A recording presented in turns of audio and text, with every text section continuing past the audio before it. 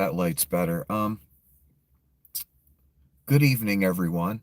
Um, what's the best pop song ever? I'm talking ever in history. It's just the best. In my opinion, of course, you may disagree. You probably will disagree. And, please put your, favorite pop song in the comments section and explain why it's the best pop song ever. Why you think it is. Because I know a lot of people will disagree with me on this one, and you're probably surprised at what I pick. Now, pop music, a lot of people might be like, pop music, it's all garbage. Top 40, I'm talking top 40 pop music, like chart type music. What's the best pop song ever written? Not metal song, not rock song, not R&B, not just best pop song on the, a chart type song. What is it? And pop music can be good. There are some damn good pop songs. There's a lot of pop songs that aren't that great that just stick in your head because of the catchy choruses they have and rhythms they have. I guess my point is pop music can be good. And there's one song in particular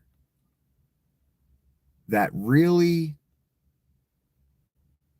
encapsulates what music can be in the pop world.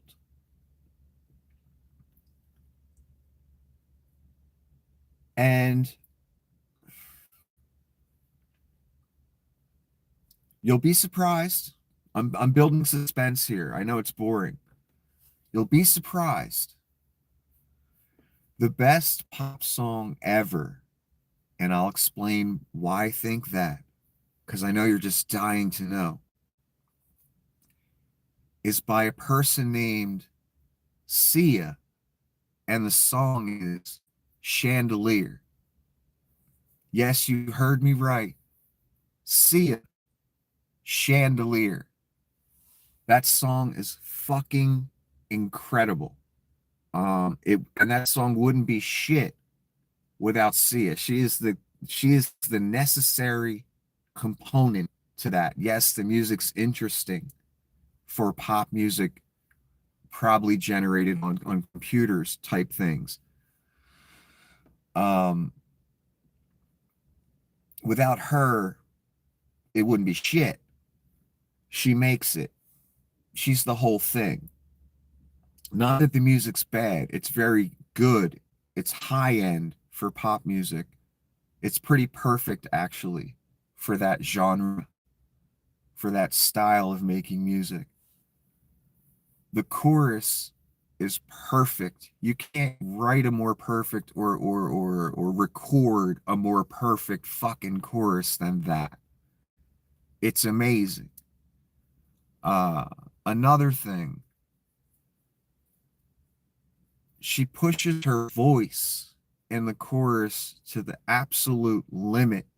And that's what I love to hear, especially by women, because I think a lot of women are afraid to do it. Uh, I think a lot of people are afraid to do that. It's risky. Shit could go wrong. It could come out terrible.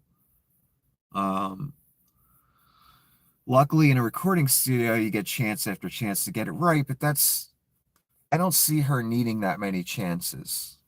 Uh, she's such a high quality singer, in my opinion. Anyone that could record that song the way she did is just high fucking quality. And she pushes her voice to the absolute limit. And if you're a woman and you want to reach a certain point where you can say, all right, I know how to sing now. I'm pretty good. If you can sing that damn song even close to the way she does it, then you can consider yourself a singer, in my opinion, because in my opinion, that's what that song kind of shows. It shows the highest quality singing ability that there is. It's just that fucking simple. Do I think Sia is the best female singer ever in the history of mankind? No, I think Whitney Houston was personally. And I'm not even really into that genre of music. So that's again probably a surprise. Whitney Houston, in my opinion, had the most powerful female voice ever that I've ever heard in my life. It was just, it could probably break granite, is how powerful it was. If it were amplified to the proper amplification, it could probably crack a granite block like a fucking egg. That's how powerful her voice was, in my opinion. So I consider her the best female singer ever. Um, just in powerful, powerful. Anyway, back to see, yeah, if you're a girl and you can even get close to what she does there, because I think it's just as far as you can push a female voice.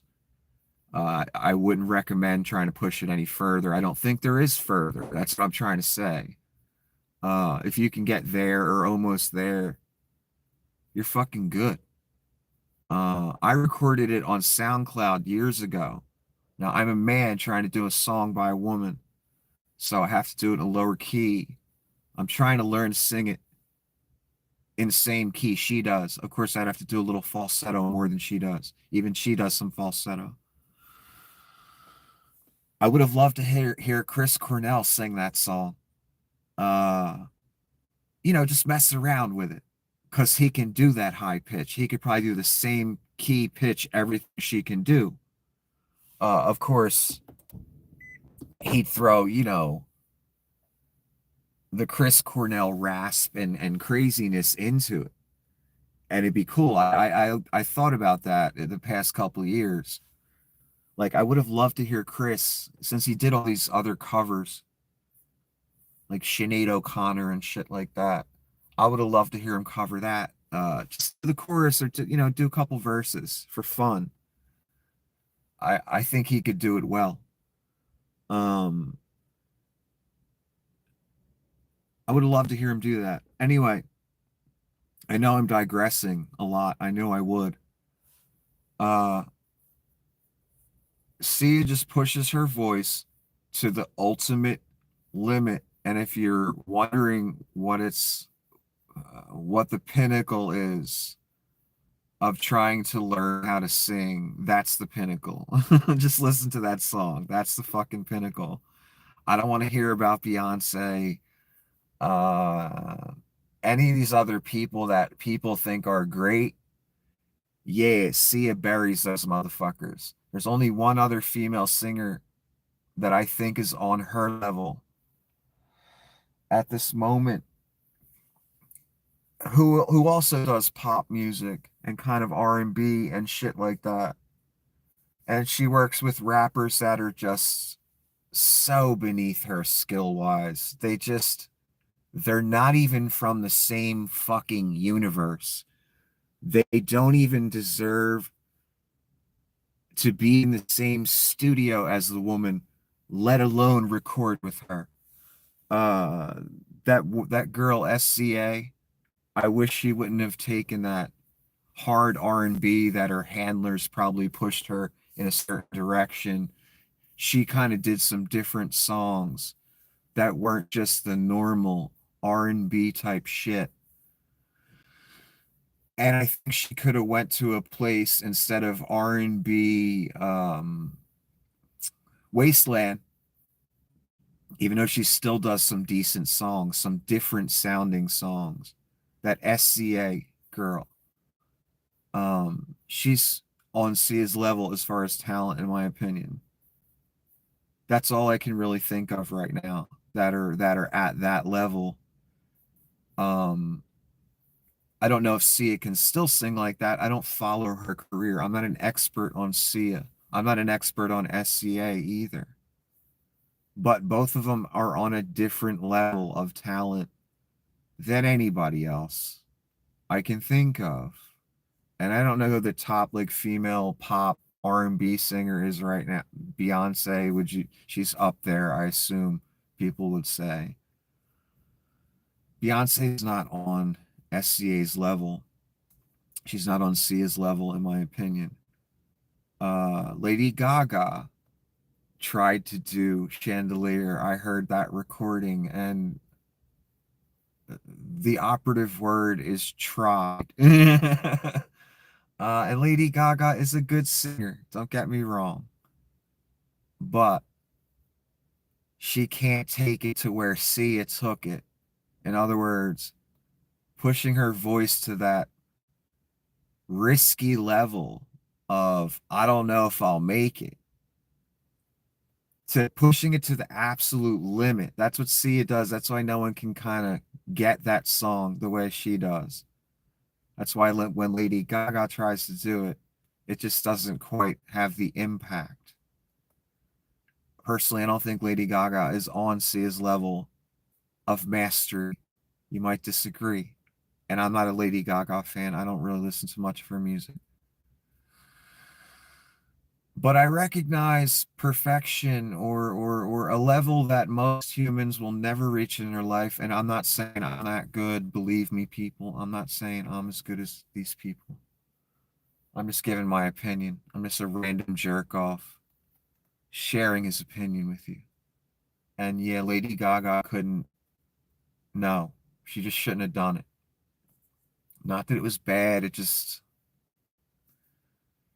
ain't Sia, man. It ain't Sia. And what's also interesting about the song, when you listen to it at first, um, you kind of get the sense, oh, this is some kind of like uplifting party song, like inspiring and uplifting, and it gets you kind of hyped up a little bit. You think it's a positive message being put out by the person. The person's writing about something positive, but they're not. At least this is what I heard about the song. And again, I didn't research it. I could have looked up meanings and what different people said. But what I remember hearing, I could have swore I heard her say this in an interview or someone talking about her. And after listening to the song more and more, and when you watch the video, the Vivo version, I only watched that today. I never watched the video. I only listened to the song for years. Once in a while, I would put it on. And when I would put it on, I would remember, oh, this is how you're supposed to do it. Okay, that's a high fucking bar, man, to reach for anyone. To do something as perfect as that, as hardcore as that. Uh, and you might not agree with like the hardcore assessment. Listen to the chorus and how she sings it. It's heavy. It's powerful. It's as good as the best female rock singer ever. That's how hard she's pushing it. And again, the meaning of the song, at least that's what I gather from what I think she said about it. Uh, she's not saying, she's not singing about a good thing in her life. She's singing about a bad thing in her life, her being a party girl and drinking, being an alcoholic. Uh, it's a song about, she's critiquing herself, is what I'm trying to say. And when you watch the video, which I only saw today, the Vivo video of Sia Chandelier, it's a young girl dancing around who they tried to make look a little like Sia.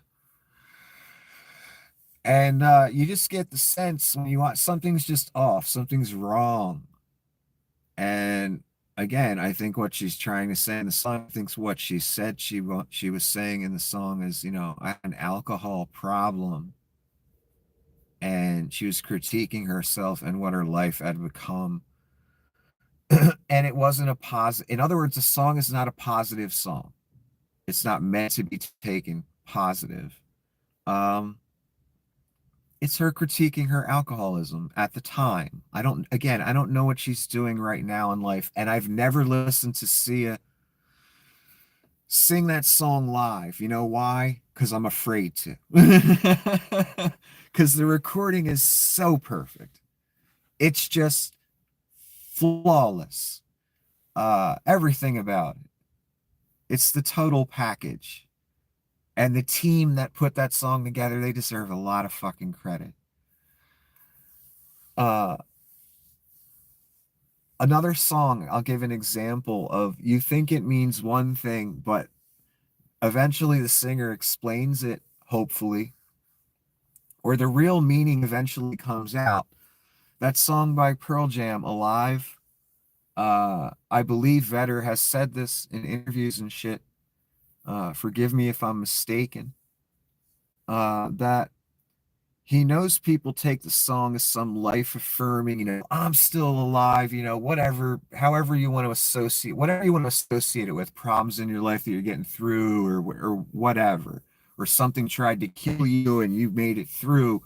Uh, I think what he was saying is, people take the song as some life affirming, positive fucking song, like Chandelier kind of sounds. It's kind of a hype song. It gets you hyped up.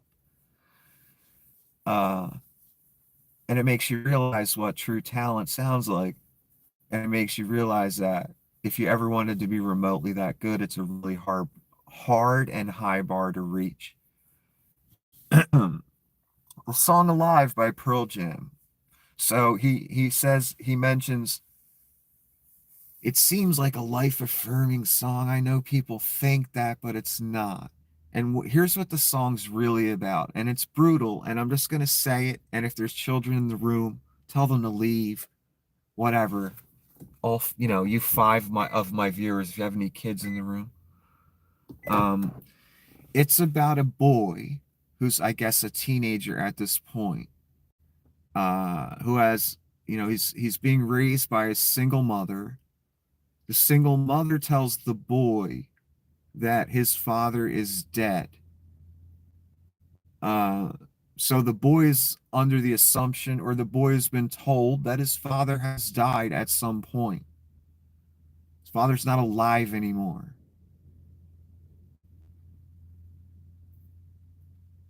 The boy's mother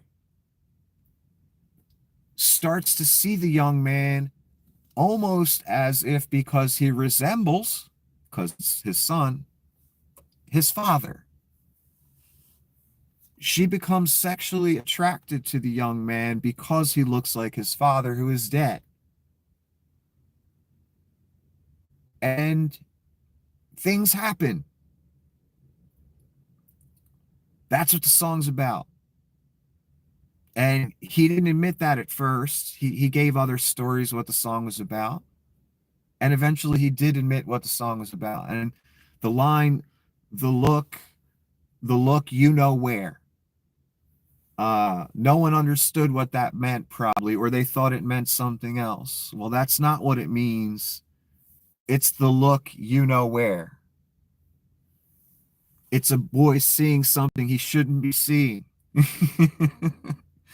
It's a boy seeing something he shouldn't be seeing. If you catch my drift, I don't want to go into more detail than that. Where Eddie got that from, I don't want to know.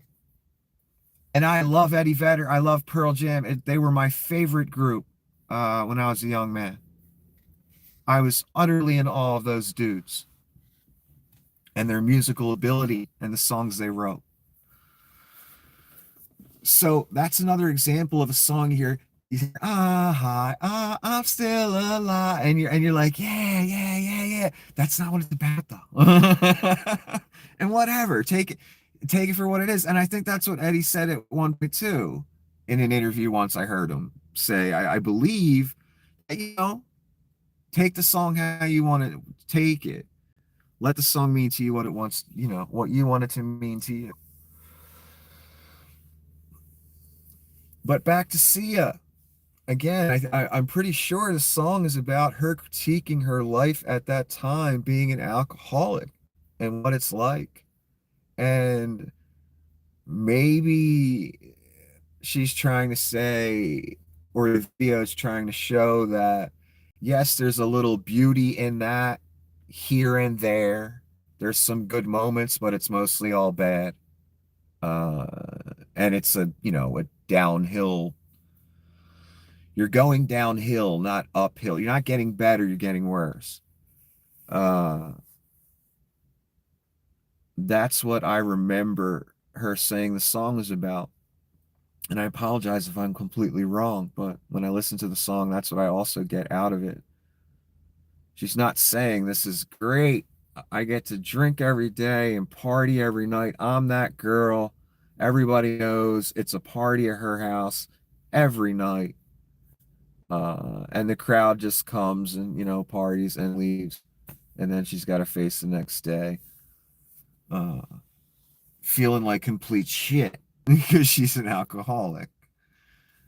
That's what I get from the song. This song is fucking amazing. Fucking amazing. And I could listen to it 100 fucking times in a row. Like I never get tired of it. And I'm not saying I listen to it all day, every day. No. Once in a while, twice a year, I might play it a few times. But it's just such perfection.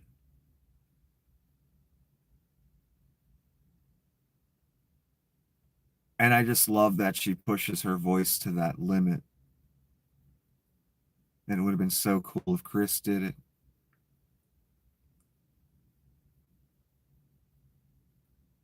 Be cool if Lily tried to do it. Be interesting. Or Tony even. I know you didn't expect that, right?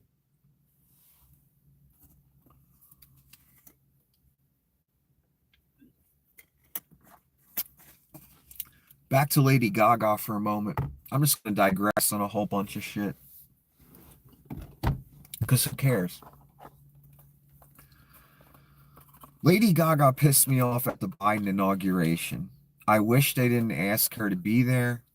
I have nothing against her politics, her whatever, whether she's gay, not gay, married to a model dude, not married to a model dude. I don't give a fuck about any of that. That's not what bothered me. What bothered with me was she was dressed ridiculously. She looked like a fucking clown.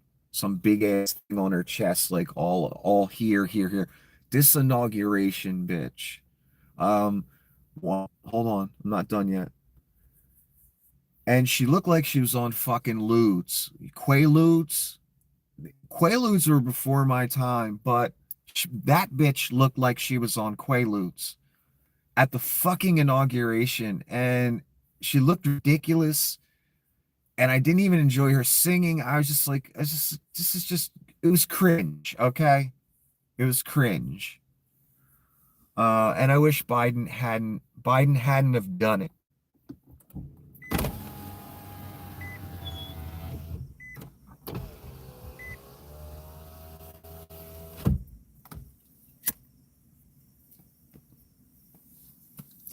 For those of you that think I never critique Biden for anything, there you go, right there. Uh, I the Lady Gaga thing really was cringe as fuck, and she really looked like she was on Quaaludes, and it really kind of pissed me off. Uh,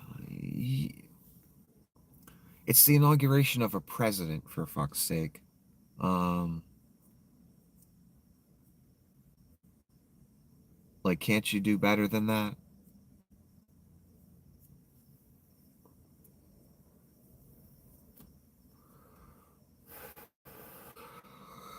I knew I was gonna get that question. from some random jerk off. Once I started hearing myself talk about Sia, um, I don't usually talk about Sia and Lady Gaga and SCA and things like that. Uh, my small audience isn't used to hearing me talk about that subject, those kind of groups, that kind of music. They're probably surprised I'm talking about it. It'll probably be the last time though.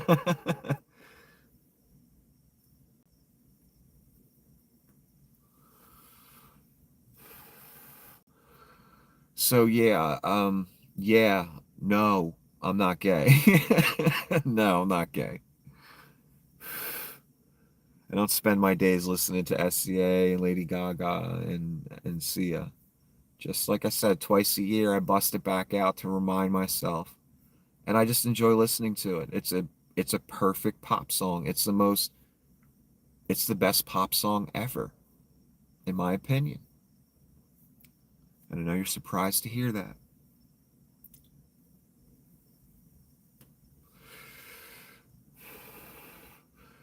Sia kills it. And I know she had all kind of issues. Again, I'm not an expert on her. I know she had like, anxiety, crazy anxiety. She didn't want to be seen by people, and alcoholism, I believe. If I'm mistaken, I apologize. But if I remember correctly what I heard at the time,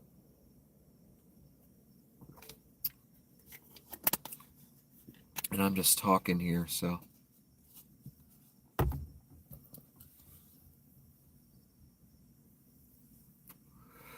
maybe I should shut it down. Or maybe I should interact with the one person that's watching. Caught me in a while, don't know. God, it's hard to read this stuff. 7 year really soon. Yeah, Chris Cornell, is that what you're talking about? Yeah, I remember you, Camilla. I know who you are. I miss everyone too.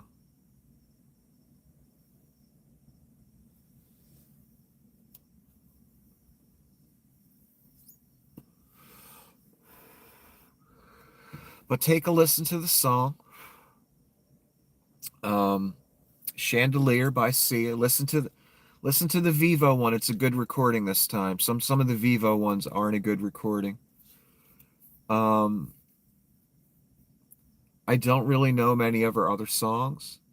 I don't know what she's doing now, but again, if you're wondering where to push it to, where the finish line is, uh, learning how to sing if you're a woman, that song Chandelier, the way Sia sings it, that's the finish line.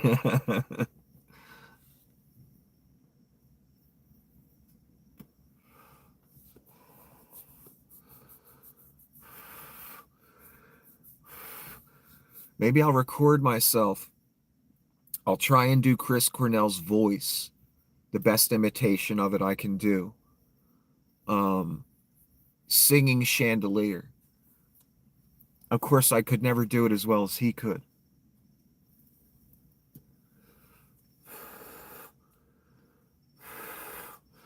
Speaking of that, impressions, pretty much anyone I can do an impression of. Singers, commentators. I can get something, like some essence. I can get the essence of them somehow. I can do this with almost anyone. Almost anyone. The one person I can't do it with is Trump. Like I really wonder if he's even human. Uh, I've never tried to do an impression of someone and couldn't do it. I can't do Trump. I can't do whatever he does. That kind of New York mobster, nasally, but I don't know. Uh, Sean Connery. I could do an impression of Sean Connery if I had, a few minutes to practice it and, get a feel for it. Trump, I can't do. I don't know what it is. And I don't know how certain people are able to do them. Like Alec Baldwin can do them pretty damn well. um, I don't know how he's able to do it. And some of these other people that do impressions of him, there's a guy on YouTube, I think it's called Trump the Internet. He does parodies of Trump and his kids, and remember his kids are in their like 40s and 30s and 50s, and they're not children. He does parodies of that whole thing, and the best one is he does a makeup tutorial called the MAGA Glow, and he basically paints his face orange and leaves a white circle around his eyes where to show the lack of tanner that's common with Donald. There's so many pictures. There's so many pictures. Oh my God, of the tanner like stopping right behind his cheek, and there's this like, inch and a half, 2 inches of white from his ear to the fucking edge of the tanner.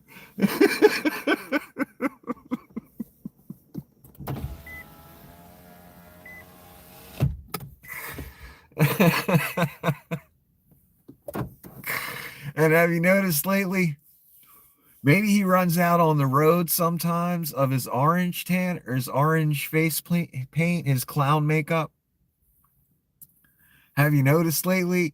He's almost gotten to the point where he gets such a dark brown on his face. He almost looks like he's in blackface. He gets to that point sometimes as well. And again, he'll be dark brown, his whole face, except to right behind his cheek, and it'll be that inch and a half, 2 inches of fucking white to his ear.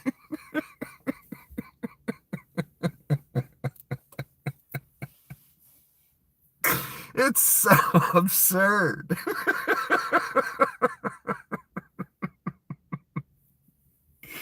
That anyone who isn't rich and that just wants tax cuts takes that thing seriously is a mystery to me. I don't understand how.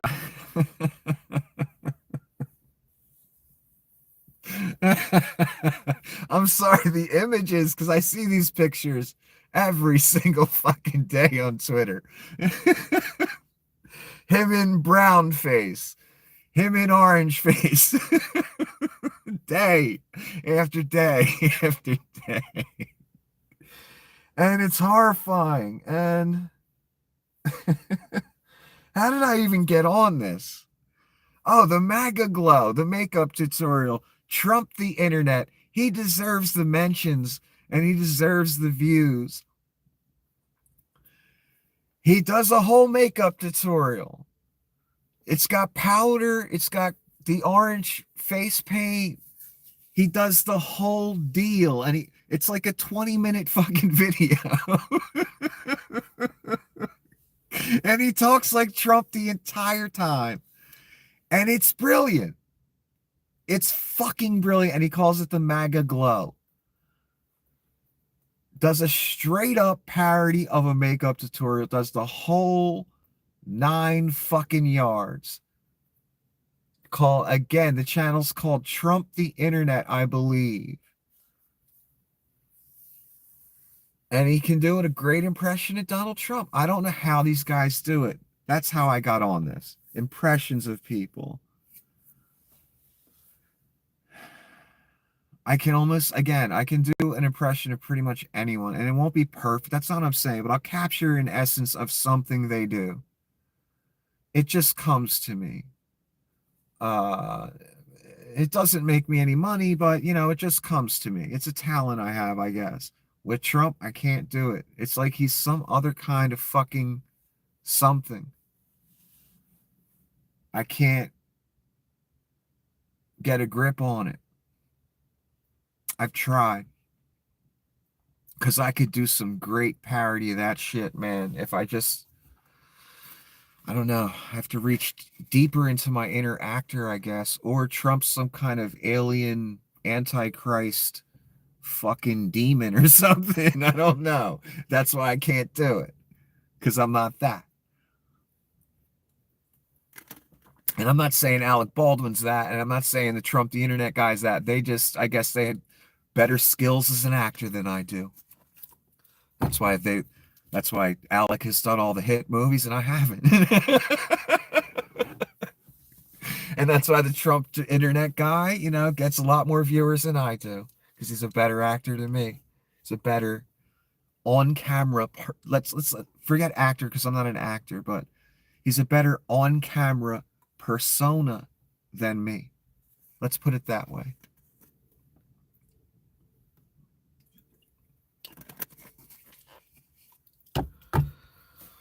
But yeah, I don't know how anyone takes that seriously that isn't rich and wants tax cuts. Because if you're rich and want tax cuts, I totally get voting Republican no matter if they put up the devil. And they literally are. I get it. I get it. I get why you people do it. The rest of you people, I don't get it. I don't know.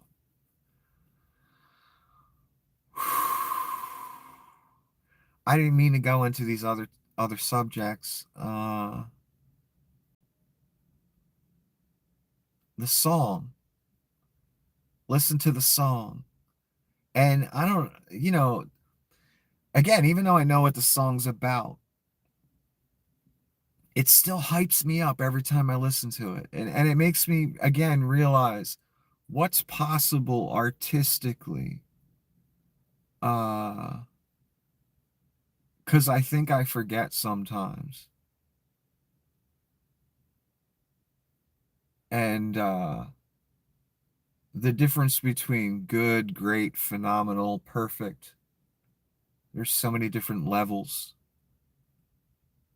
That song makes me realize, oh, if I'm going to do that, if I'm going to, try and do art, soundscape art, music, if I'm going to try and do that, oh, I got to try and, be great like that. And, be great like that my way. Not do an impression of Sia. There's a difference. And, sometimes in recordings I've done, I'll be honest, there's times I was doing an impression and there was times it was me. Not an impression of someone else, an impression of some shtick or style instead of just letting it naturally be. That's what I mean. And when I did do recordings, I didn't listen to music for 5 months. I wrote 5 songs on guitar. Those were my starting points. I made sure the timing was correct so I could add the other instruments and stuff later, and it wouldn't be a clusterfuck. So I made sure the timing was good. I had the songs down on guitar first. And then I, built them up from there. And I don't even know where I was going with this. I was talking about recordings. Sorry, I'm losing my place. I'm digressing too much. What point was I trying to make about recordings? Fuck. I hate when I lose my thoughts.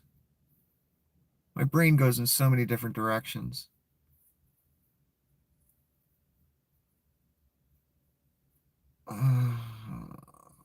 Okay, I don't know what you're trying to say there. Yeah, this is a live stream, so I'm talking to people on the screen sometimes. Oh, I didn't listen to music for 5 months. Here's where I was going with it. Thank God it comes back to me usually. Uh, the reason I did that is because I didn't want to be influenced. Said to myself, I'm going to write a few songs, three, five, seven, something like that. I think I started with five. No music for 5 months as I wrote those five songs. So I wouldn't be influenced. The more I listened to the songs after I recorded them, after they were all done, I realized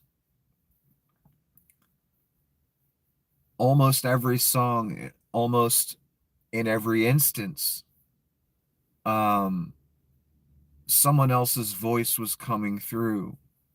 Did I go into the song saying, I want to sound like this guy, like a lot of musicians do? No. Again, I didn't listen to music for 5 months. I'm like, I really I don't want to sound like anyone. I don't want to do that subconscious thing that musicians do. And you could pick out any band and I could tell you where they got certain riffs from and stuff like that. And they all admit they do that. They build on music that's been done prior. They add their little nuance to it. I like that they do that. There's some type of tradition involved. It's interesting to me. Again, in almost every instance in the songs, um, someone else's voice comes through. Ozzy, Trent Reznor, um, Gavin Rossdale in one song. I could tell, like I subconsciously went to those voices, and it wasn't like really me. Axl Rose, I went to that. Uh, Again, I didn't listen to nothing for 5 months. This experiment I did, it still came out like that. And it really pisses me off. But there are moments in the songs where I listen to it and I say, okay, Nick, that's what you sound like. That's you. That's not Tom Petty's shtick coming through, or Gavin Rossdale's shtick coming through, or Ozzy Osbourne's shtick coming through. And I'm not insulting these people. Everyone has a style. And, they can only do their style. And they do it over and over and over again. So, in a lot of instances, these things came through nonetheless, even without me saying, I want to sound like this person, or I want to build on what that person did. And therefore, it comes out sounding a little like them. Uh, that was disappointing to me because I literally, again, and I know I repeat myself. Don't worry, I didn't forget I've said this. I didn't listen to music for 5 months. Nothing. Ah, that's so frustrating. But, when I listen to Black Sabbath, and then I listen to Tool, or Metallica, or Alice in Chains, or Jane's Addiction even, so many bands ripped off Black Sabbath. I like that they ripped off Black Sabbath, though. I'm not insulting them. My point is, they're trying to do their own original music, but the shit just comes through. That Sabbath that they listened to 9 million times as a teenager just comes through when they're playing. Do I? Sometimes they say to themselves, I'm going to base this guitar part, this song, on a Beatles song or something, or on a Hendrix song. And they use that as kind of a framework. Sometimes many musicians have admitted that they did that for certain very popular songs that millions of people love.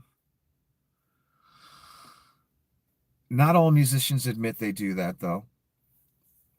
But I'm saying that's the standard. And I don't think all musicians do that. I don't think all musicians are straight up ripping people off all the time. That's not what I'm trying to say.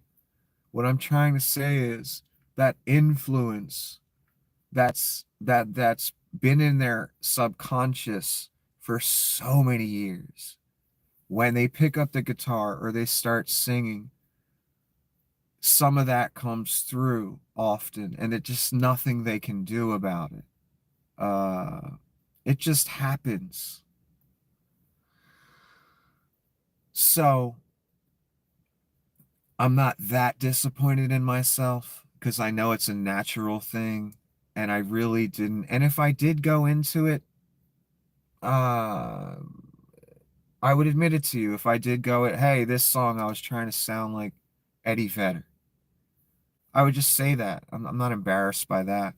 Uh, but I really, when I listen back to the songs, I'm like, damn, I'm like, this voice is coming through. This voice is coming through. And I have to shut it all out and kind of do it my way, uh, without the assistance of what's in my subconscious. Because that's where it comes from, in my opinion. It's all stored there. All those songs you've listened to a million fucking times because you love them. Uh, or the tone of the song, or the pitch it's in, or the key it's in. Uh, just kind of comes out.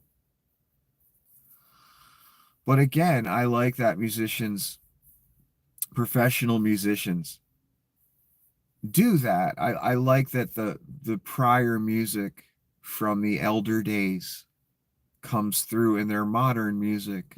There's like this, kind of again traditional element going on that I find fascinating.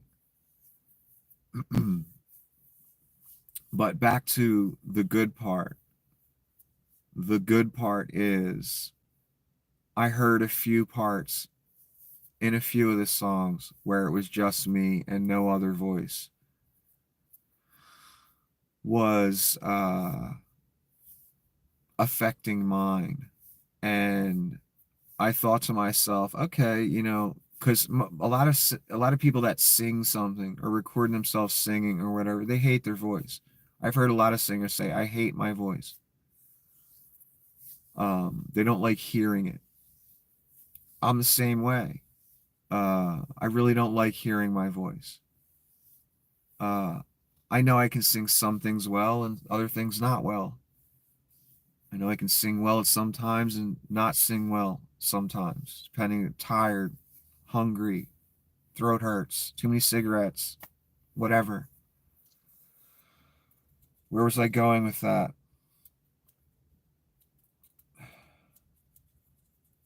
I don't know where I was going with that.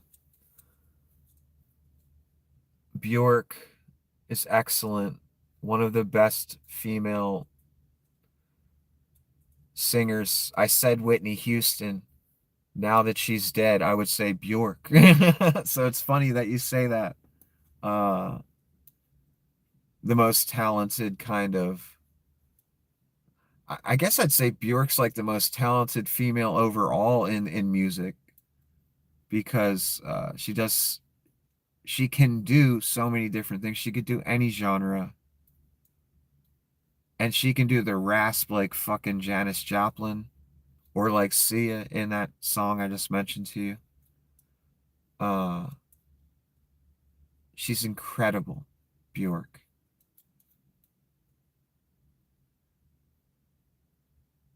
What kind of songs? Well, my favorite kind of music is grunge music, like alternative. I'm from that era, Pearl Jam, Soundgarden, Alice in Chains.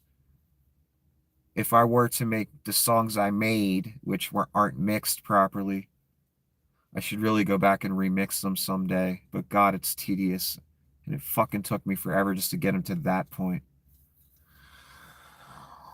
Uh, so when I did make music for a little bit, for fun. I wasn't trying to get a contract here. Uh, it's grungy type stuff. So that, if I were to record, that's the type of shit I'd record. But anyway, again, those parts where I could hear my own voice, I thought to myself, even though I hate my voice, those parts I was like, okay, it doesn't sound bad. Like it's something that has potential. Uh,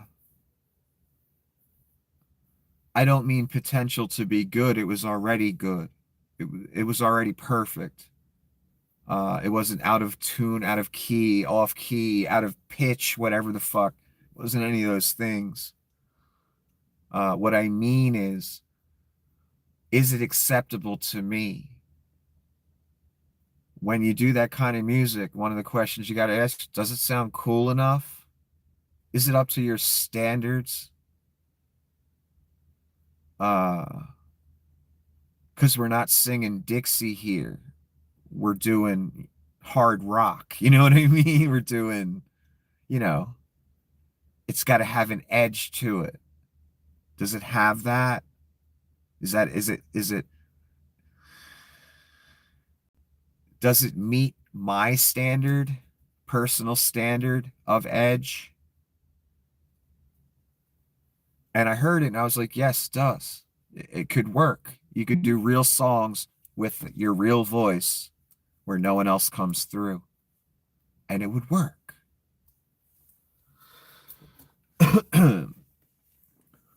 But now, instead of just recording a song, now I'd be recording a song, listening to my vocal and making sure it doesn't remotely resemble anyone else. Remotely. Even though I might be genetically similar to some other singer, where my voice might, naturally sound like theirs, uh, or close to theirs. I would have to then go back and be like, okay, you sang that great, but it kind of sounds like Axl Rose, like you're trying to sound like him. Or it kind of sounds like, any Eddie Vedder or whoever you want to pick. Okay, I got to get rid of that. Now I got to, sing it as me.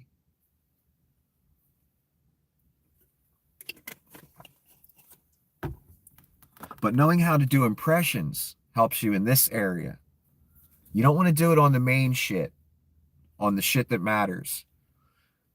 But when you can do impressions and noises and stuff like that with your voice, for background vocals, oh my God, that's priceless. Oh my God. And I learned that by just recording and fucking around. No one taught me that. Trial and error.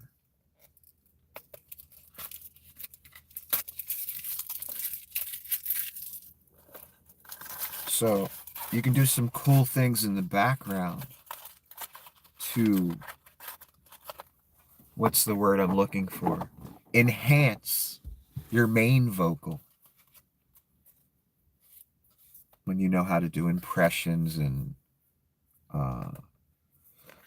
one song in the chorus, I mixed 3 or 4 voices together at once. You know how they do that in like crescendos and songs sometimes? You'll hear 3 people's voices or 2 or 4. Fleetwood Mac or something. You know what I mean? Harmonization, quick, explosive, dynamic. Crescendo. And for one of the voices, this is the only time I did this intentionally. I forgot about that. I did it intentionally and I told people about it. And I wanted people to hear it. I did one of the voices out of the 4 because I can sing high, low, medium. So I did all the background vocals myself. One of the out of the 4 or 3, I said I want to try and sound like do a Chris Cornell type scream, like the same key or whatever, like people would be used to hearing him in.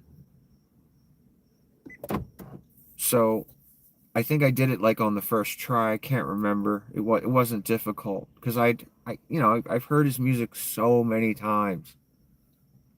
Uh, shit, I need to turn that on. I'm sorry. I've heard his music so many times. So again, it's in my subconscious. And I can do impressions. So I did my best impression of a Chris Cornell scream out of one of the four voices. And it was to my satisfaction. And I'm like one of the harshest critics. So for an instant, uh, I can sound like him. Through a whole song? No. No. I'm not Chris Cornell.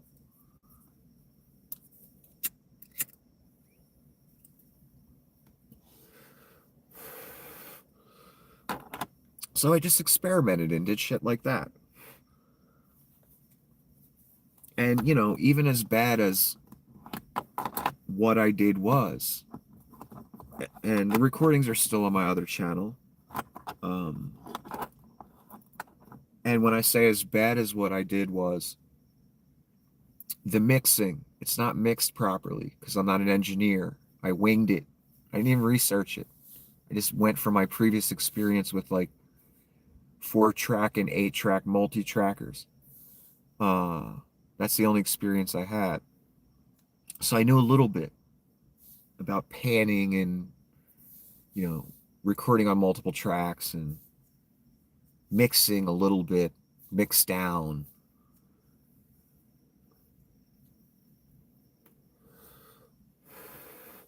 What's sad is those 4-track and 8-track multi-trackers I had, when you're doing your final like kind of mix down, your final, mix of everything. If you were an inexperienced singer like I was at that time, you might sing something too high in volume, too low in volume, too high in volume. It doesn't have that same smoothness, that same volume level because you're inexperienced. You don't know how to do that. Um, as you're mixing it down, you can turn that little volume knob and bring your vocal to the right level again. So that was a cool little trick you could do with those cheap ass multi-trackers. When I try and do that on an app, on a fucking smartphone or an iPad, I can't do that. I have to, it's like whatever I sang, well, that's the level it's at when I finally mix it down and do my final thing. So you kind of have to sing parts on different tracks.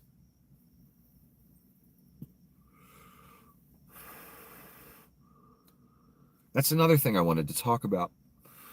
I forgot about that.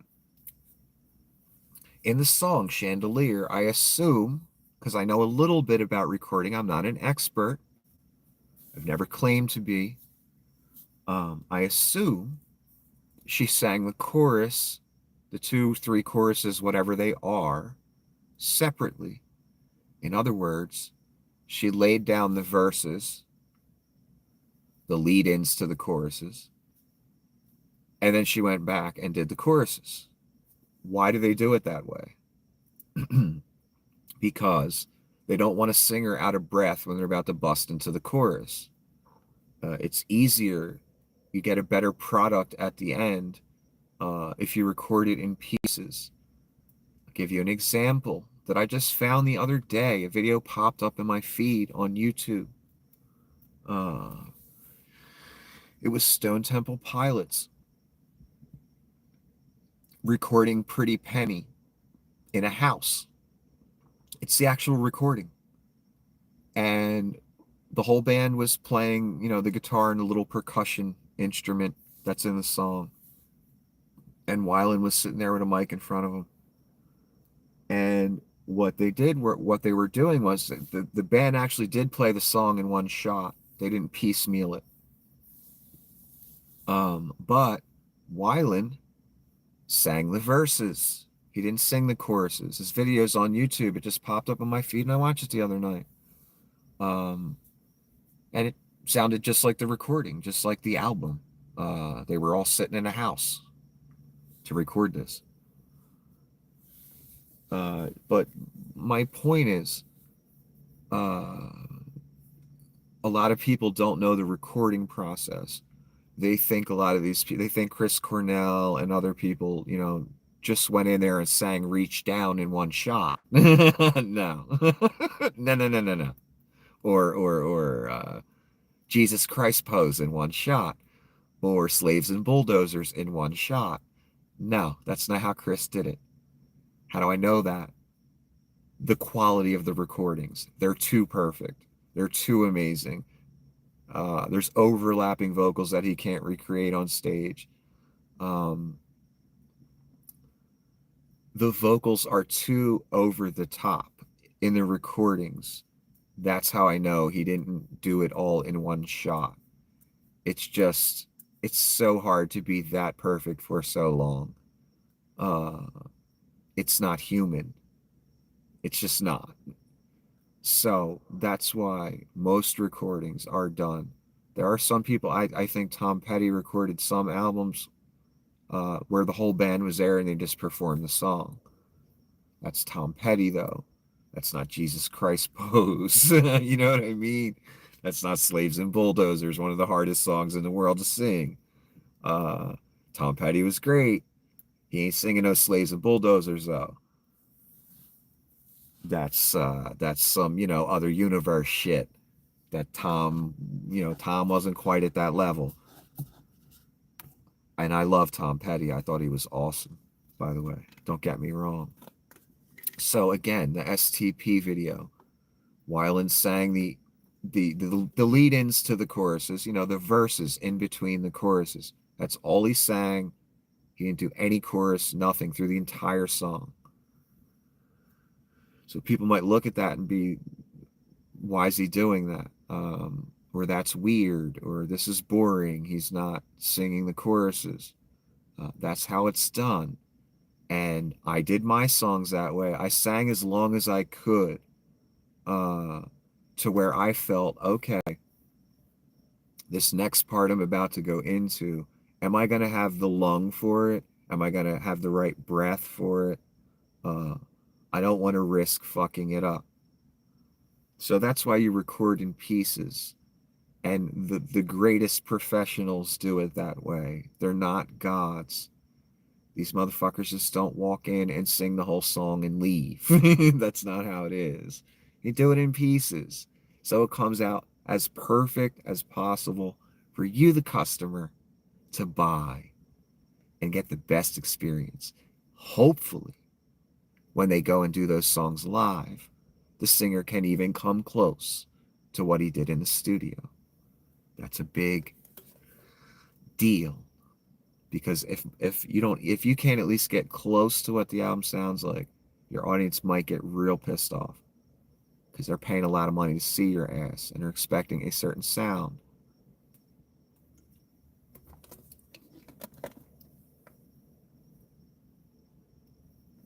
So again,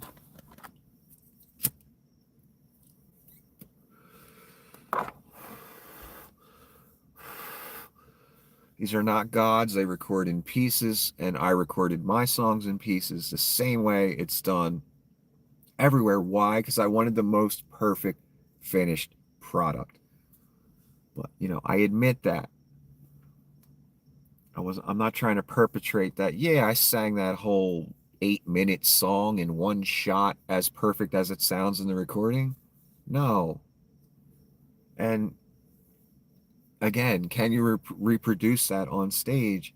I told you guys, a lot of people that watch my channel, about Candlebox. The recordings have a lot of high-pitched, excellent screams. The recordings are amazing. I love Candlebox. Um, they have some great songs. Butterfly 1 and 2. Their best shit ever. Their best two songs. Butterfly 1 and 2.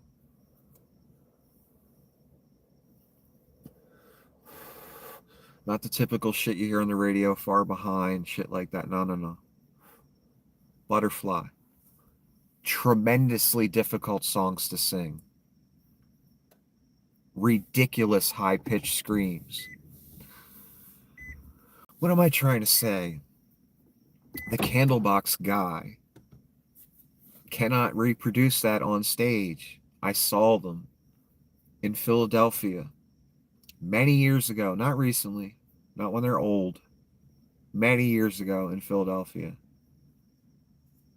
Kind of a small crowd, kind of a small club. This was, I believe, after their second album. Uh, I was kind of surprised, but I was excited to see them. The problem is, he can't sing the songs. And I've even seen recent clips of him. And I don't even remember his name, even though I love the band. Even recent clips of him, when he gets to the choruses and hard parts, he just puts the mic to the crowd.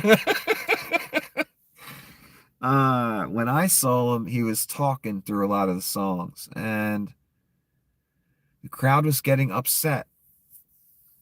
The crowd was, and to the point the singer even said on the microphone something to the effect, I'm paraphrasing, I hope you weren't expecting, to sound like the album or whatever, like exactly like the album. Like he literally said that on the microphone because he could tell people were getting mad. And, Chris Cornell, even, he had a trouble with a lot of his songs. Uh, a lot of his songs, they're just, again, the recordings are so over the top. They're just so hard, even for him. Uh, Songs like Jesus Christ Pose, songs like Slaves and Bulldozers, ridiculous amount of singing going on, a ridiculous amount of super high pitch singing going on, and overlapping vocals, like I said, that you can't reproduce on stage unless you have another singer to sing that other part. Um, Even he, a lot of performances, as great as he was, and he was fucking great, uh, had trouble. And I would never want to have to be on stage and sing fucking Rusty Cage or something. It's so hard. Even he had trouble doing it many, many, many times. He had his perfect moments, like all singers do. Uh, but his shit was on just such another level. There's another song he would always do, and I'm not insulting Chris Cornell here. That's not what I mean by this. I love that dude. Uh, that song "Gun," one of their very old songs. I got an idea, something we can do with a gun, and the song speeds up, and when he gets to like the middle of the song, he does this high pitched scream like la, like super high. It's a long high pitched scream.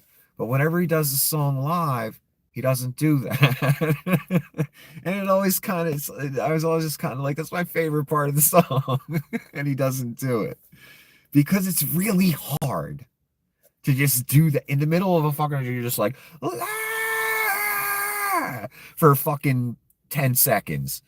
That's what I just did was nothing compared to what I'm talking about, what he does in the song. Uh, just, in the middle of singing, just do that and then go back to what you were doing. That's what you have to be able to do. And it's very hard. It's very hard to make long transitions vocally. Um, Someone brought up the song Mind Riot one time and they're like, oh, can you try and sing this? Because sometimes I try and sing things and I post them. And I, I don't think I'm the best fucking singer in the world, so I'm not like, in other words, it's gonna be bad sometimes. It's gonna be bad sometimes. Every artist puts out garbage sometimes. Every artist, I don't care who it is. Uh, all of my favorite singers, all of my favorite bands, there are songs that I despise that I don't like. Uh, I consider that garbage. I consider some stuff I've done in my life garbage.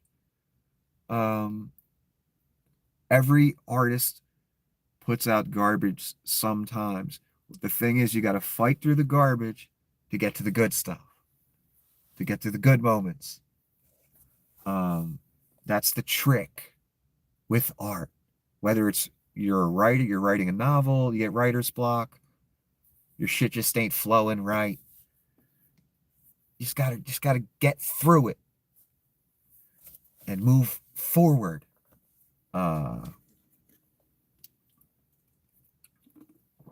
where was I going with this? That every artist puts, oh, that I do these videos sometimes. So they brought up Mind Riot. Uh, and the thing about Mind Riot, again, he transitions from a low kind of candles burning yesterday, somebody's best friend died. It's kind of a low note. And then he goes into that super high note. I've been caught in a mind riot. That is hard to do. And even he fucked it up a lot of times on stage. Uh, what am I trying to say again? Making a long transition vocally is hard. A lot of singing, you might not realize it. A lot of singing, it seems to me, it's mostly like half step movement or whole step movement. In other words, not real far from the previous note, not, 3 octaves higher. That's not how the human voice really works. It's really hard for the human voice to do that, to go from a super low note immediately to a super high note. Very difficult. And only like real masters can do that. Uh, it takes a lot of focus and concentration, and most times you're gonna fuck it up a little bit, no matter how good you are. And I'm thinking of Chris Cornell again. But I don't blame Chris Cornell. I know the human voice can only do so much. And his recordings again are so over the fucking top. You just can't possibly expect to perfectly reproduce that on stage. Uh, Again, he had his perfect moments just like everybody. So Chris could come close most times. Sometimes he could be perfect. So he wasn't faking the funk. He could really do that shit he did in Reach Down and Jesus Christ Pose. The Candlebox guy, that's a different story. He's faking the funk. He couldn't even get close to what he did in the studio. And some of you have heard me say this before. You got to be real careful. Uh, what you do in a recording, if you're going to perform that, because you better be able to come close to it. Because if you can't, the crowd's going to get real mad. Because concerts ain't cheap, baby. That Candlebox one was cheap, though. That was a little club in Philadelphia. Again, after they became famous, they weren't nobodies at that point. And it was very disappointing. It's probably the most disappointing concert I ever went to. I wouldn't even call it a con. It was a small show. Um, it was probably the most disappointing because he couldn't sing the fucking songs. They're great songs. He's got an awesome voice. Uh, a lot of brilliant screaming going on in the recordings, but he can't fucking do it on stage. Disappointing. I still love that group though. They're very unique. Their music is simple. Uh, Not a lot of flash to it. Not a big orchestra type thing going on. It's fucking 4 dudes, you know what I mean? But they managed to just get a big ass sound out of it. And the guitar player is tremendously talented, even though the stuff isn't that hard to play. He doesn't do a lot of solos, but it's right, man. He just does it right. Uh, that's what I dig about that group. Just a 4 piece, and it's fucking powerful, and it works. And the recordings are fucking incredible. So just make sure you're not faking the funk. Uh, if you can only sing like Celine Dion for 5 seconds and you do a whole song sounding like Celine Dion, well, you kind of know in your heart, well, yeah, I really can't do that. Some people don't care about that. And other people are going to think, oh, wow, she can sing like that, or he can sing like that for 3 minutes or 4 minutes. Wow, that's incredible. I didn't know you could do that. Hopefully, you don't got to get on stage and reproduce that if you can only sing like Celine for, you know, 30 seconds. That's what faking the funk is. And I can't remember another singer where I had that experience where I learned when I saw them live that they were completely faking the funk and they can't do what they claim they can do on the album. Was I ever in a band? No. Uh, I'm a poor dude that's worked most of his life here, there, jobs here. I didn't have time for a band. I tried to hook up with different people. There was a drummer I played with over his house all the time, and we jammed, we improvised, because that's where we're at. Uh, for years, one band wanted me to join them, and I was like, I didn't really think I would fit in with them. And we all went out one night and we saw this other band, and I was like, damn, they're perfect. I would fit in with them. So now I got a conundrum. I got one group saying, yeah, hey, you want to join our band? But I see this other group and I'm like, damn, that's my kind of shit right there. I'd fit in there. This ain't my kind of shit. This is rehashed 80s stuff, you know? But I talked to that other band because I didn't make promises to nobody. There was no ring on this finger. Uh, the band that I came there with got pissed. I signed no contract. Fuck you think this is? No ring on this finger. Uh, so, right in front of them, I asked the other band, I'm like, you guys need somebody, man? You need a guitar player? And like, oh no, we really need a bass player. He's the bass player. He pointed over to his buddy, the bass player. He's he's really a guitar player. We both want to play guitar, and we need a bass player. I didn't play bass, and I didn't want to play bass. That's not fun to me. I enjoy playing bass when I record my stuff. That's fun to me. Playing bass on a stage would not be fun to me. I like guitar more. Uh, Bass is a more single note instrument. You can do less with it. Uh, but it's a totally necessary part of every song. I mean, without bass, what do you got? You got nothing.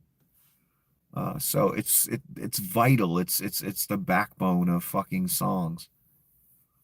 So I'm not dissing bass players or bass. Just me personally, I enjoy guitar more. You can do a lot more nuance with a guitar and chords and 4 and 5 note stuff at once. And I don't know where I was going with that either. What was I? Well, was I ever in a band? So yeah, I asked the other band. They said no, we need a bass player. I asked them for their tape. The band's name was Deadline. I think their tape was called Face the Music, and it was a professional looking tape. I was a young man when this happened. I'm not young anymore. Uh, it had 3, 4 good songs on it. Had a grungy style. It was damn good. Uh, and the lead guy was a damn good guitar player and singer at the same time, which is very difficult to do well. Very difficult. I loathe uh, trying to play and sing at the same time. I loathe it. And everybody struggles with it at times, even the best people, except for Jimi Hendrix. because you can't put full focus into either one, and it becomes difficult. Uh, I don't personally like it. I wish I could do it though. I wish I enjoyed doing it. That's what it really comes down. I don't enjoy playing guitar and singing at the same time. It becomes a chore. It's not fun anymore. I don't feel free anymore. I feel locked down. I have to focus on too many things at once. I don't like the feeling. So, was there any other band type things that happened? No, again, I'm just a guy that, a normal guy. I didn't go to Hollywood or try and make it somewhere. I bought a book. I tried to learn as much about singing and guitar as I could. I bought a book called Breaking into the Music Business.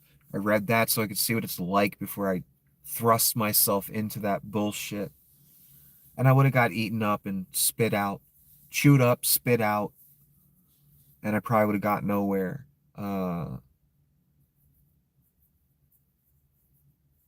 So I guess I'm glad I didn't try because I was way too naive, man. Way too naive to be anywhere near that music industry. But the real fun of it for me is I don't need to go to be on a stage. Yeah, that'd be interesting, cool, fun, maybe, depending. Um, the recording process I find fascinating. Uh, Especially today, we're at the point where in your house, you could make something that sounds professional because of computers and smartphones and tablets and shit like that. And shit you can plug in to where you can plug your instruments right into that shit and have an app running and record your shit perfect digital. Uh, the more experience you get, the closer it'll get to sounding professional by the time you're done. But, there's so many nuances and things to like. I've had years of experience before we got to the app phase again with multi-trackers and I'm talking about multi-tracker with a cassette tape. That was my first one. My second one was a digital one with a flash card, a data card. So that was full digital, no tape hiss, no nothing like that. Uh, but I had experience with those before the modern apps, so I know the basic foundation and kind of where to go with it. Do I know how to professionally mix something? No, I'm not an expert at that. And that's why those songs aren't professional quality that I recorded those years ago, unfortunately. I tried going to a studio that was literally a block from where I was living at the time. Of course, the guy that owned it was into rap and not rock music. So I never got to work with him. He told me he would find to someone that knows how to work the kind of music I do. The dude said that he would find someone like that and get in touch with me, and he never got in touch because he didn't want to do rock music. He was, hoping the next big rapper would come in there, I guess. I doubt that ever happened. Whoa, flamethrower.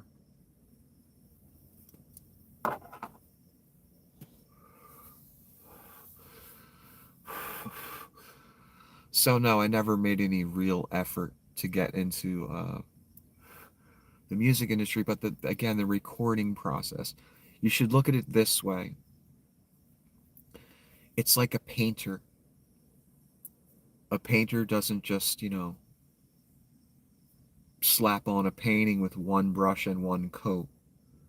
uh, a painting takes many layers and nuance and skill and, creativity if you're making, like new art. Um,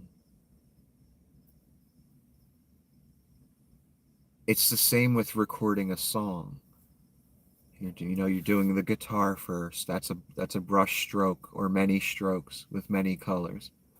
Um, then you're doing the bass. That's another brush, many colors, layers, uh, drums, vocal, background vocals. If you want to take it further than that and add other instruments and whatever, that's on you.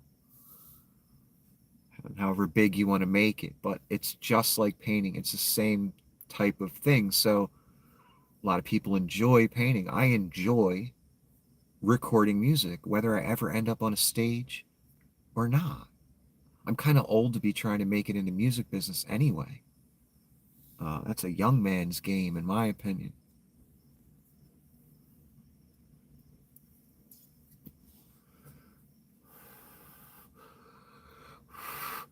Could I make something comparable to, some of the best music out there? I'm pretty sure I could if I had the right equipment and the right space to do it and the time and money, just like they all need.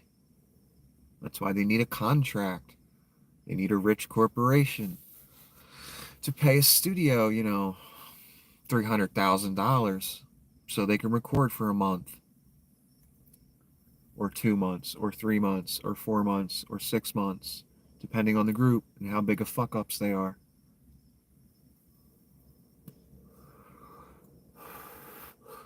That's why motherfuckers need a contract. Because recording ain't cheap, baby. That's why I never been in a studio. I have to do it through apps and bullshit.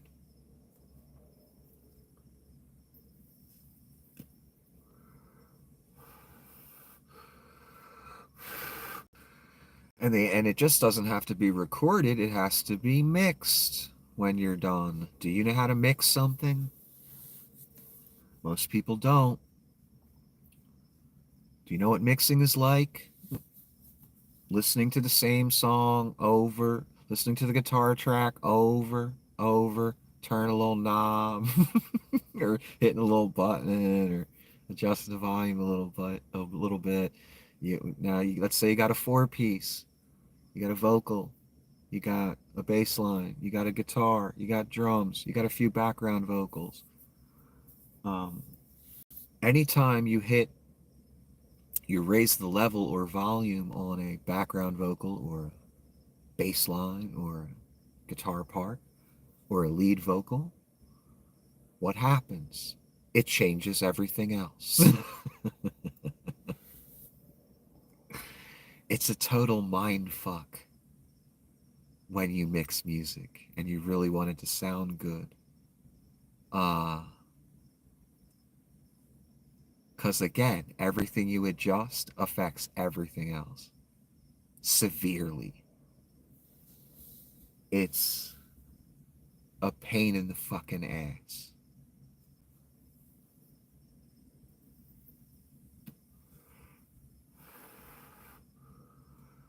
That's what mixing is like. It's not fun.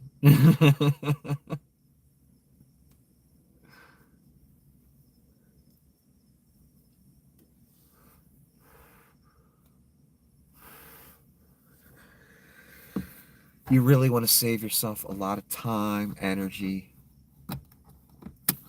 and just hire somebody to mix things. Uh, that's my one Achilles heel. That's the Achilles heel of Achilles 6. I worked so hard on this song, you don't even understand. Again, listen to no music for 5 months. Practice singing all the time. Because if you don't practice, you ain't gonna be good. I don't care who you are. Uh, it just, these motherfuckers just come out their mother's womb and start, singing like fucking, what's his name? I can't remember the fucking lead singer of the Door, Morrison. They didn't just come out their mother's womb singing like Morrison. No, no, no, no, no. It took a lot of experimentation, time, uh, what's it called? Trial and error, uh, until you find that right place. Um, but these guys get contracts. There's a team of people saying to them, "You sang that flat. That guitar part's bad. You got to fix this. You got to do this." They got a team of people. They got an engineer mixing that shit who knows what the fuck they're doing, who it's second nature to. Does that mean it's easy? No. That means he just knows where to start. And he knows the process of getting to a good finished product. That's something I don't. I don't have that experience. I wish I did. Um,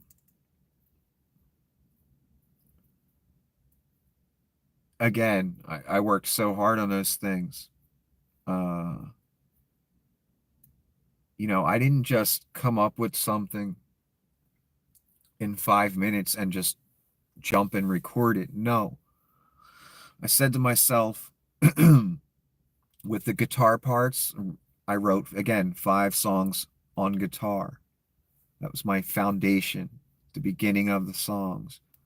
I made sure I became one with the guitar parts before I hit the record button.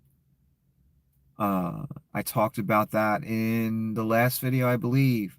Mastery of the song.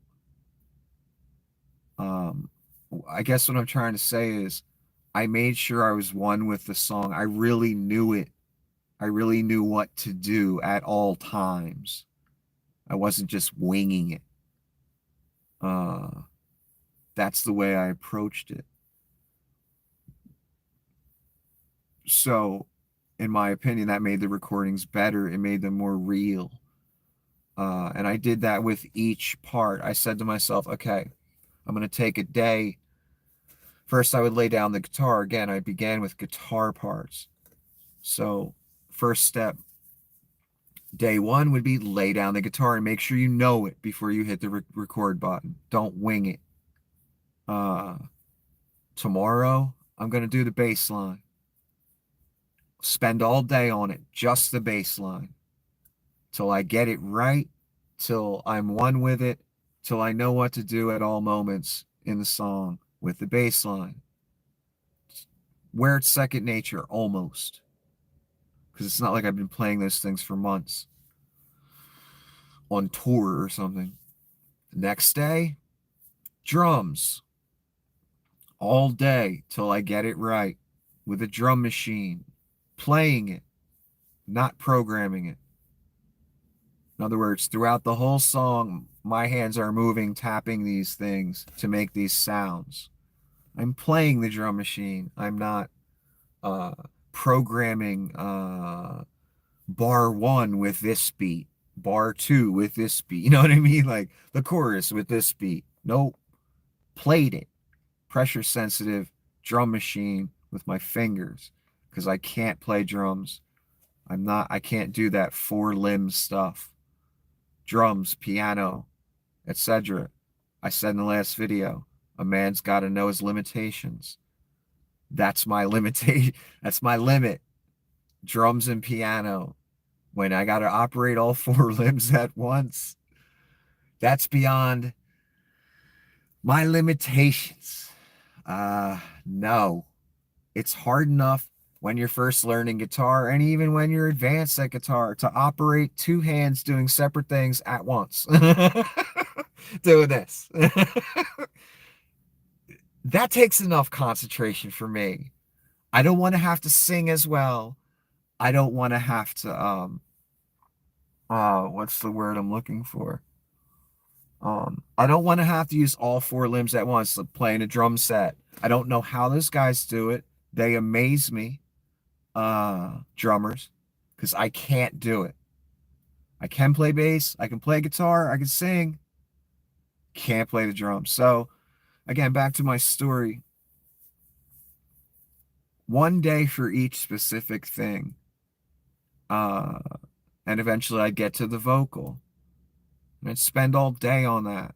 And I make sure I knew the parts.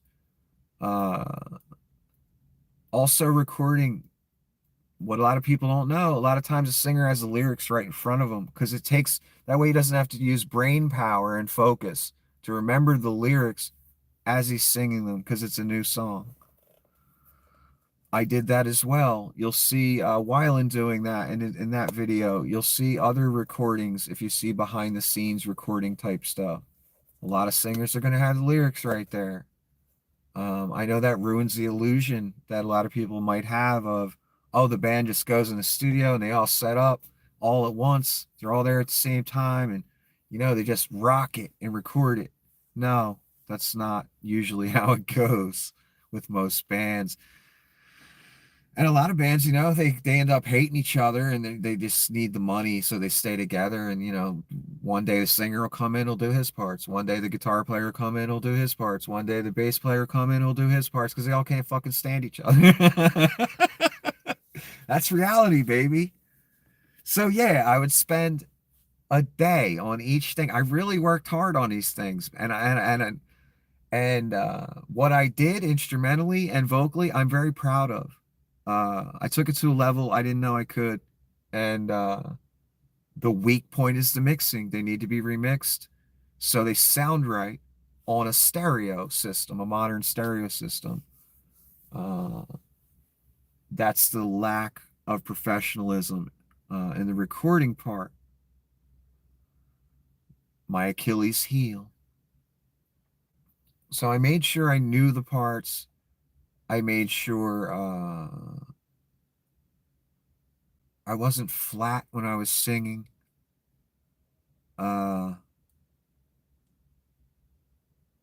I really tried not to sound like anyone. Like, you know what I mean? I wasn't trying to make money off this. I wasn't trying to convince the world I'm great. I wasn't trying to get a music career going. In other words, there was no reason to lie to anyone. There was no reason to try and be sneaky or trick people or you know what I mean? Um, so, if I used auto tune, I would tell you. Uh, if I looped drum tracks, I would tell you. If I looped vocals, I would tell you. I wouldn't have someone come sing my parts and try and say it's me, or play my guitar parts and say it's me. No, I did the whole mother. I was the band. I was the whole fucking thing. I was the roadie too. Now, how many human beings out there would even know where to begin with something like that? So, I give myself a little credit where I at least could come up with a finished product, although not mixed properly. I'm still proud of it because most people just they'd have no idea, and even if they did have the knowledge on how to do it, they wouldn't have the skill, the singing ability, the guitar ability, the bass ability, the creative ability to write something interesting, to not just copy um, vocals verbatim, to not just copy instrumentals verbatim. Yeah, there's influences in there that people can hear uh, that just came out, but none of that was intentional. I never went into a song saying I want this to sound like Tool, or I want this to sound like Pearl Jam, or I want this to sound like Guns N' Roses. Never did that once. Because again, I don't got any reason to lie to people or to try and sound like those people.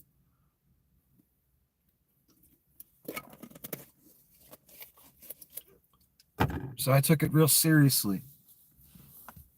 And it was fun, and I'm amazed at the little pieces of equipment, the little stuff I had to get to it to do it. And if I had the time and money to just do that all day now, I'd make more, but I don't.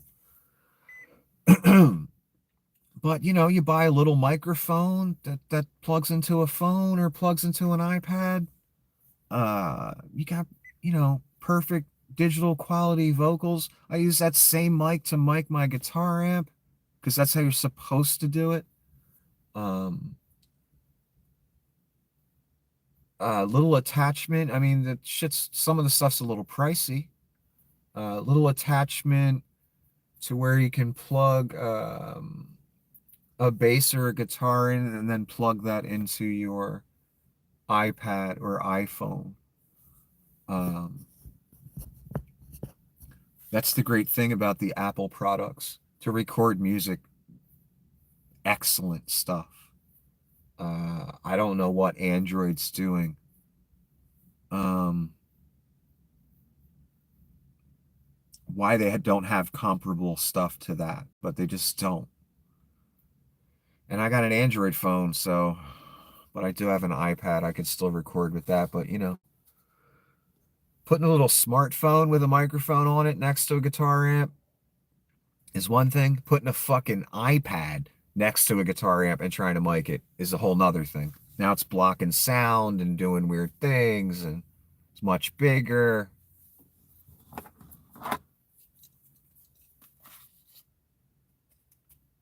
But, for a couple $1,000, not even.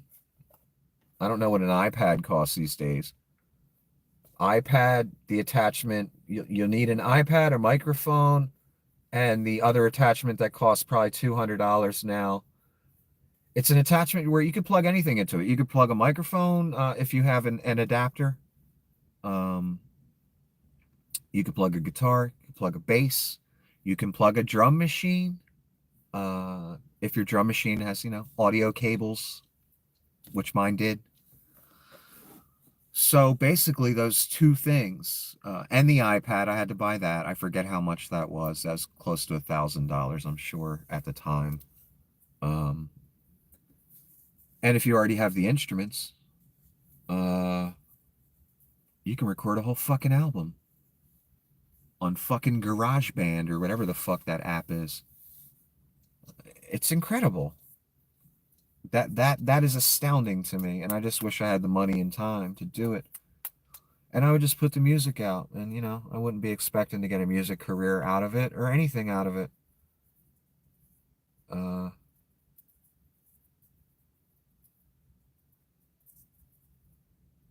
because what am I doing here? When you got the time and the right tools, a person like me, I don't know about you, could come up with some pretty crazy shit.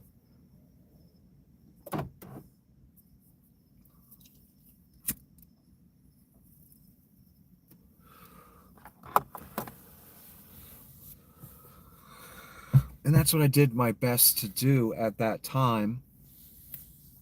And some people liked it, some didn't. Some didn't say anything. Some were pissed I sent them a song instead of talking to them on the phone.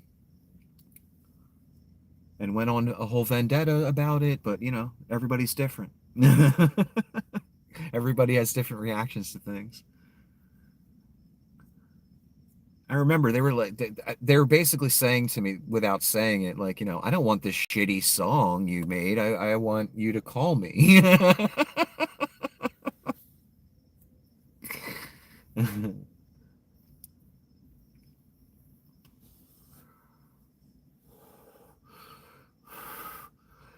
Here's the thing though.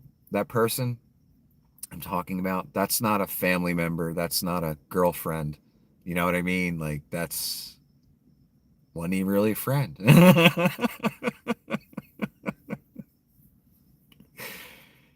It's a little more context so you understand.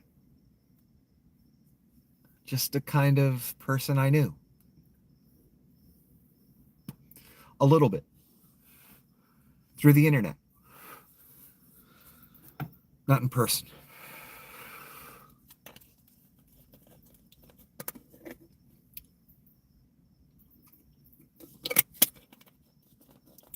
So yeah, it's amazing what you can accomplish with so little equipment now. You don't need the whole fucking, you know, $600,000 mixing board and shit like that anymore. It's amazing.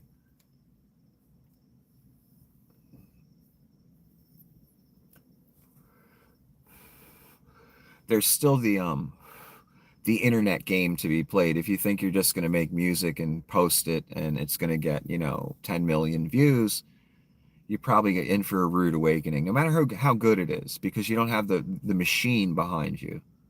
Um,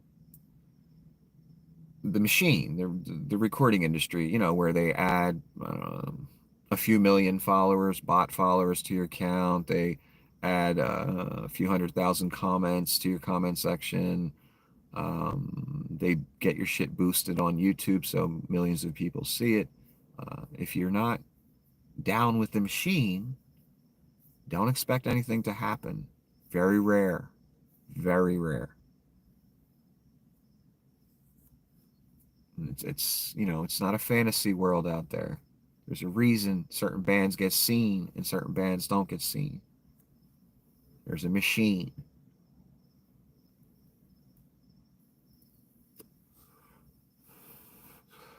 There's a reason you hear the same songs on the radio every single day by the same bands, and you don't hear no new artists, amateur artists, that are oftentimes better than the bands that are, being played on the radio.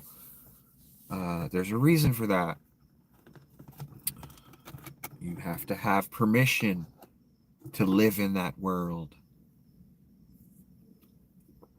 Even Nirvana had to have permission to live in that world. One of the greatest rock bands ever in history. Even them.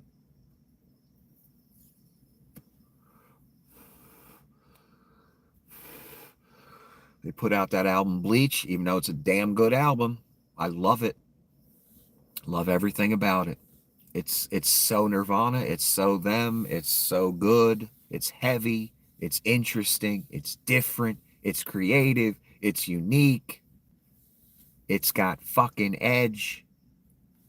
No one bought it though, because they didn't know. They didn't see it. It wasn't in front of their face. There's a reason for that. They weren't fully part of the machine yet. They were small time. They went with a small time distributor.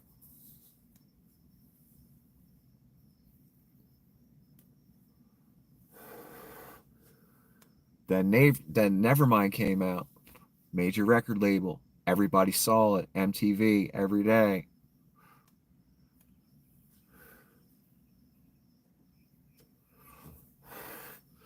All of a sudden, everyone knew about them. Oh, they did this other album called Bleach. Wow, that's good too. Didn't know it existed. They weren't part of the machine yet.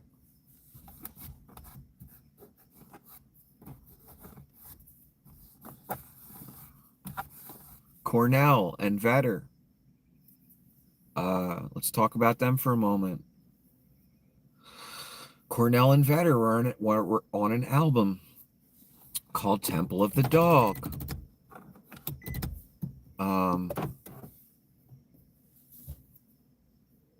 No one knew about it.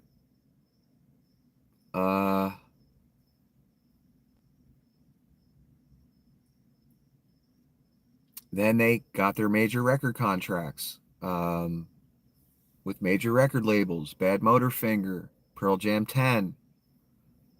Now everybody sees it. Now everybody knows about it. Now they're famous. Now they have a career. They became part of the machine. Am I calling them sellouts? No.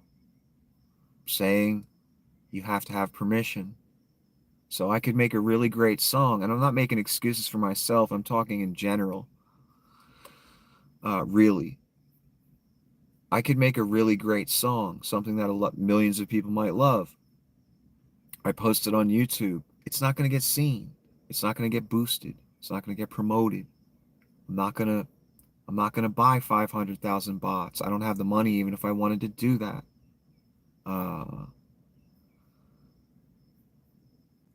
So, it's only going to go so far. Very rare that an organic type thing would happen. What would most likely happen is some record company would see this artist, whoever it is, and see potential. See the song and see, by potential I mean see the opportunity for them to make money off of that person. And they probably offer him a contract, and that's probably how it would work. But anyway, I need to get out of here. I think I might have just drained my battery to the point my car won't start. Good thing I'm home. Anyway, I hope everyone has a good night.